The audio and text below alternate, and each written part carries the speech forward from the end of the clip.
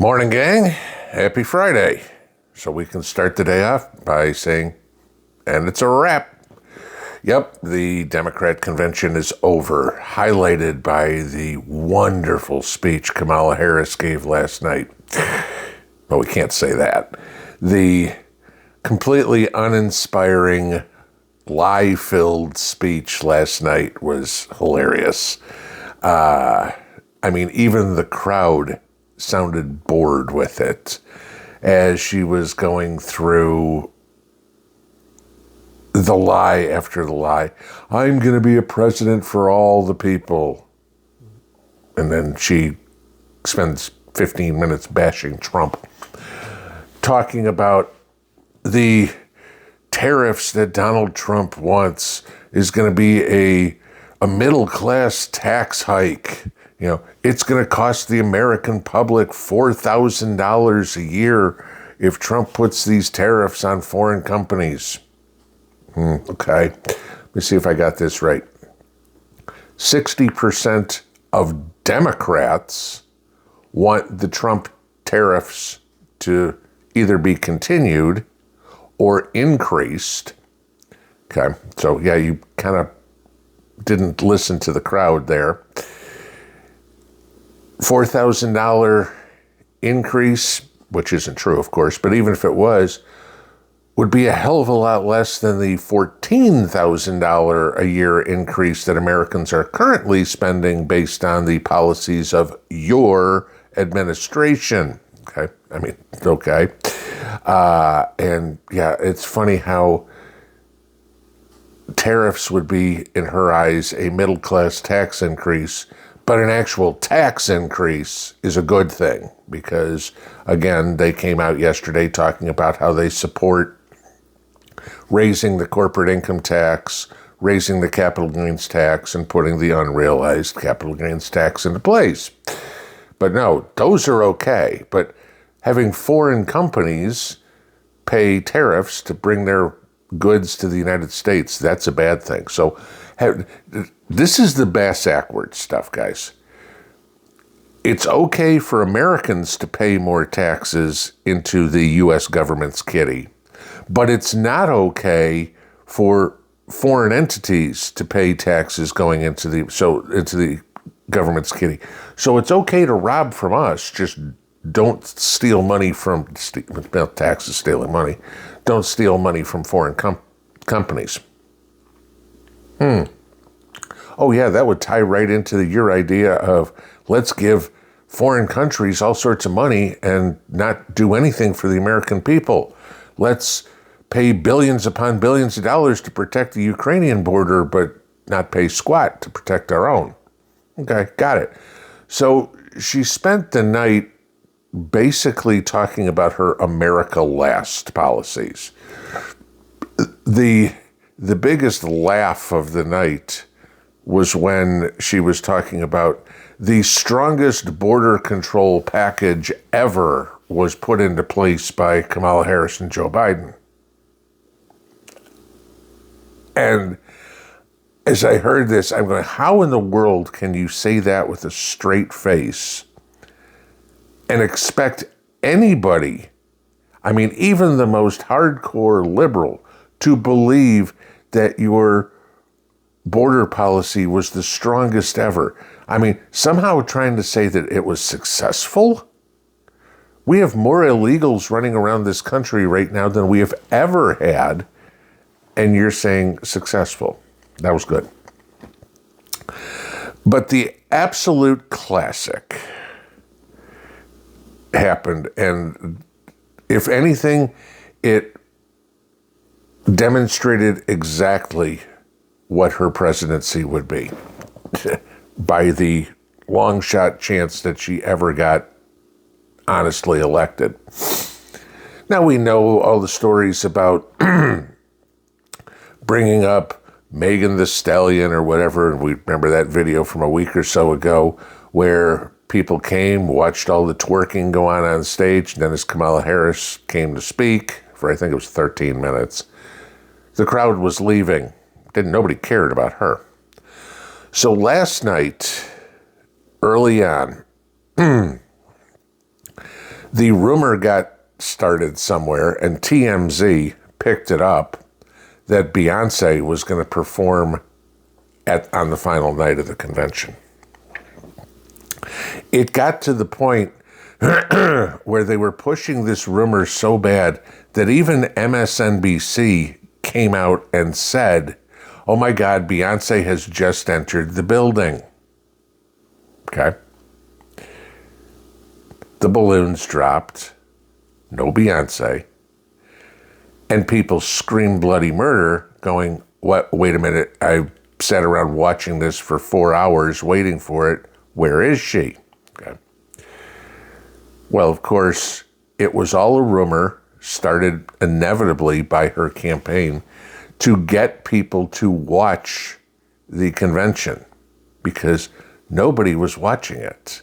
I mean, they came out with numbers. I mean, and again, these are absolute bullshit numbers. You know it.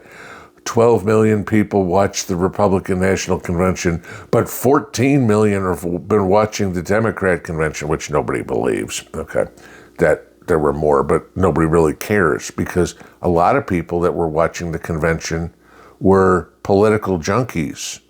You got to remember, there was no way in the world that a liberal was going to watch the Republican convention because they don't care what could possibly happen in the country. They don't know what's going on in the country. They're completely politically illiterate.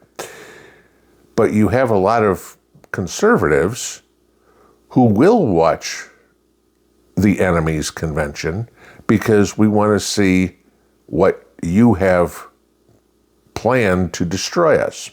Well, so even if there were more people, fine. But they were so desperate for people to listen to her, to get people to watch the convention, to get people to go, "Oh my God, you know what? Kamala Harris is a great candidate," that they lied about who was going to be at the convention. And of course, that just pissed a lot of people off too.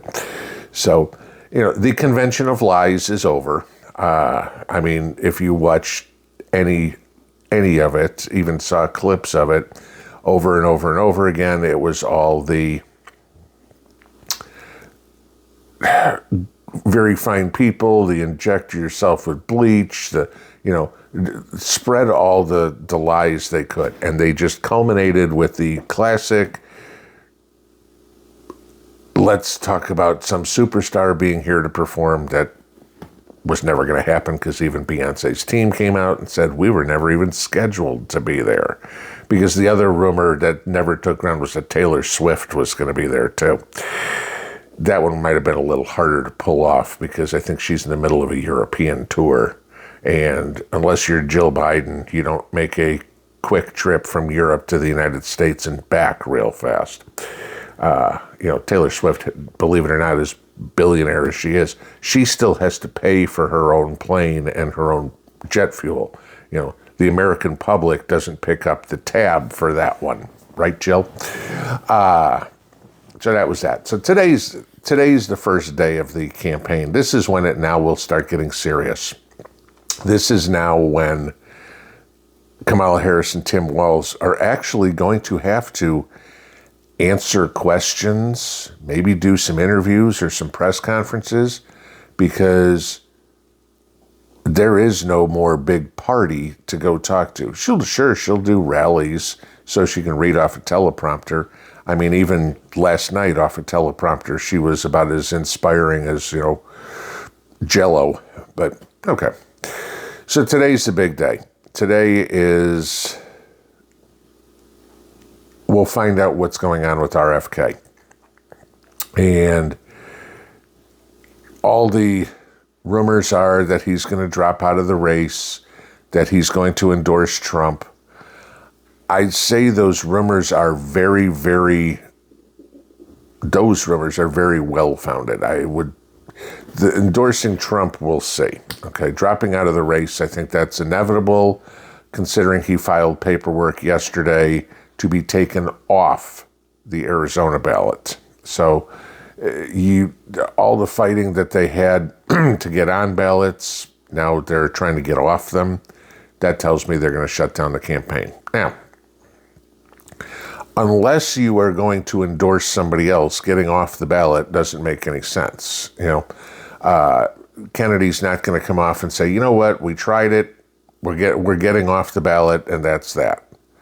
If he was just going to drop out, fine, guys, I'm ending my campaign. He'll leave his name on the ballot. No, don't worry about it. No big deal. But if he's going to make a political shift one way or the other, endorse a candidate, then you pretty much need to take your name off the ballot. You're not going to go, I'm still on the ballot, but vote for the other guy. So we can expect he's going to endorse somebody. If you got to take a pick, let's see. He's a little pissed at the Democrat Party because they wouldn't even let him primary Joe. So I really don't think that he's going to go, gee, you know what? They wouldn't let me primary your administration, but now I'm going to endorse it. That doesn't, no. Okay.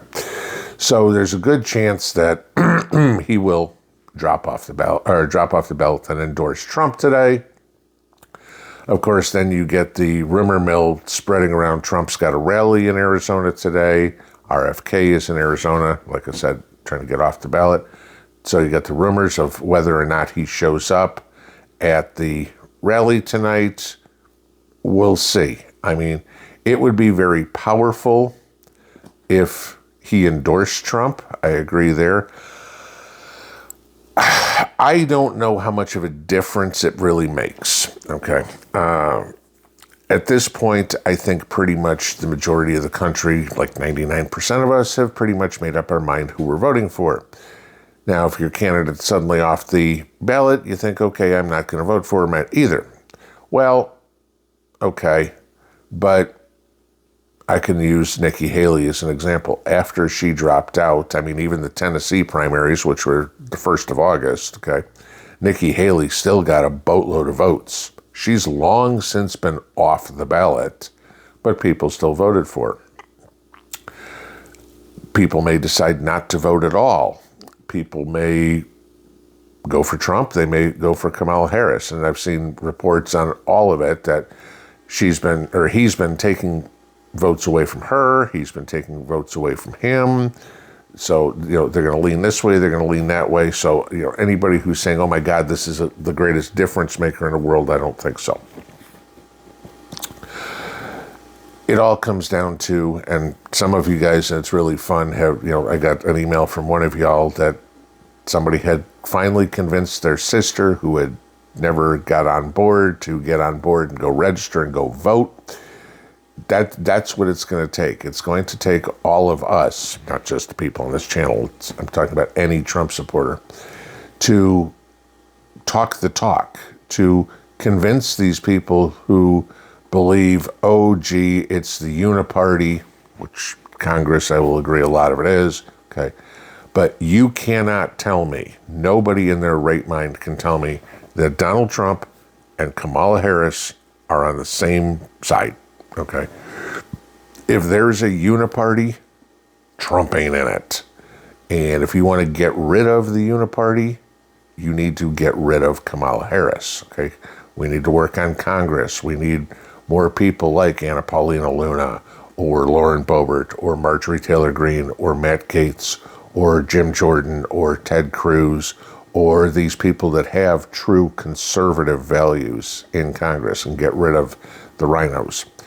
It's going to take all of us to do it. If we want to save our country, guys, if that's what it's going to take. I'll give you this. If you don't want to have to tap into your preps and live on them forever or for as long as they last, we need to get this witch out of Washington.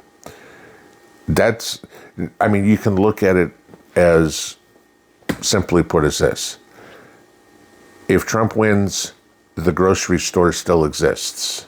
If Kamala Harris wins, you better have a lot of food put away, because sooner or later, that's the only thing you're going to have left to eat, because that's what communism does to economies. Pinball out.